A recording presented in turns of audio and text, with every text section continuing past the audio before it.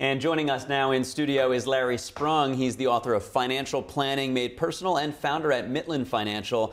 Larry, thanks for joining us to discuss credit cards. I want to throw a couple stats at you from a recent bank rate survey. So 23% of cardholders did not redeem their loyalty rewards, such as travel benefits, in the past year, yet 61% did redeem cash back or gift certificates, and 2 in 5 Americans don't have a rewards card at all. So do these findings surprise you?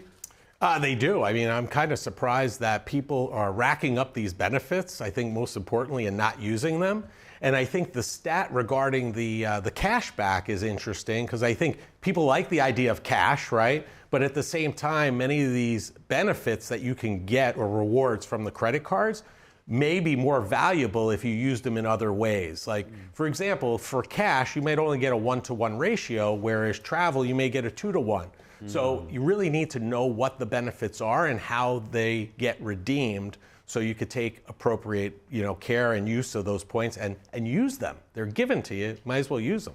Yeah, and on that note, there are so many different benefits. You just mentioned cashbacks. There's unlimited types, really, of reward incentives. So what advice do you have in terms of choosing the right one for people? Yeah, I think you have to look at what you're using the rewards for and what you're best using them for. Also, where you're going to get the most rewards from. For instance, if you put your groceries on a credit card, a lot of times some of the credit cards will give you 4% rewards instead of 1%.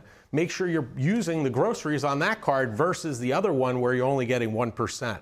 So I think it's important to align where you're shopping and what you're using them for on the right card, and then make sure that the card's benefits align with what you're going to use them for. If you've got a travel reward card and you're not traveling, it's useless. Find another card that aligns with what you'd use it for.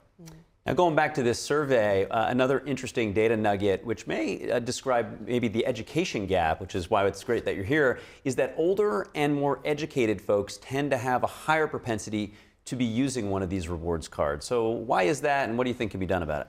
Yeah, I think there's two things. One is, if you look at the numbers, basically older and also higher income folks tend to have more rewards cards than those in the lower income area. Don't know if that's just simply because they can't apply and get that card, or they're unaware of it. So I think it's important to understand, and if you're going to get a card, make sure you're looking at those rewards. Because remember, these are free benefits, free. And there aren't many times in life we get free things, but it is free only if you're paying your credit card bill in full and on time. Because if you are paying the bank interest, then those rewards really are costing you something. So I think there's an alignment there and maybe a knowledge gap between those who know about these rewards and are proactively getting these cards for the rewards versus those that may not know they exist, or if they have them, don't really understand how the rewards work and how they may benefit from them. Right.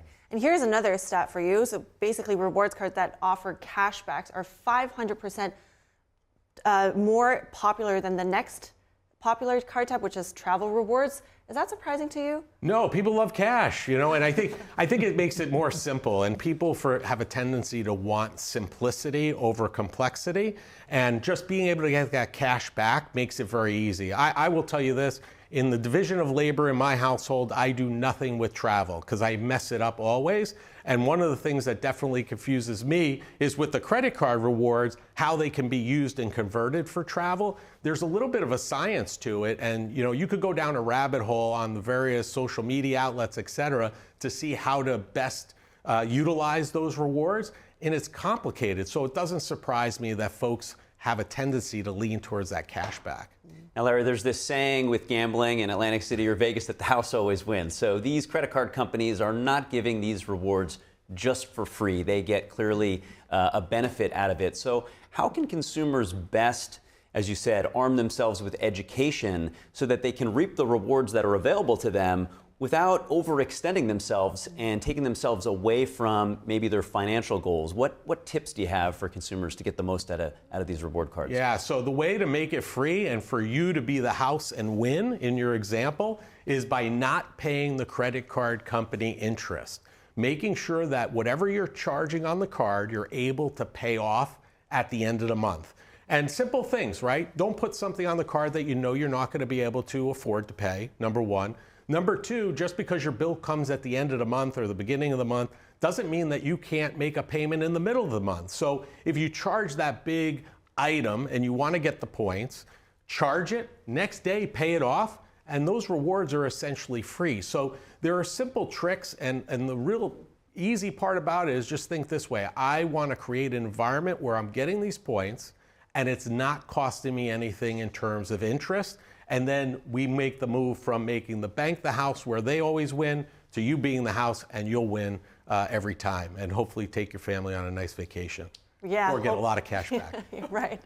Thanks so much for those tips. I think they're really helpful. That's Larry Sprung, the author of Financial Planning Made Personal and founder at Midland Financial. Thank you so much for joining us this Thanks for morning. having me.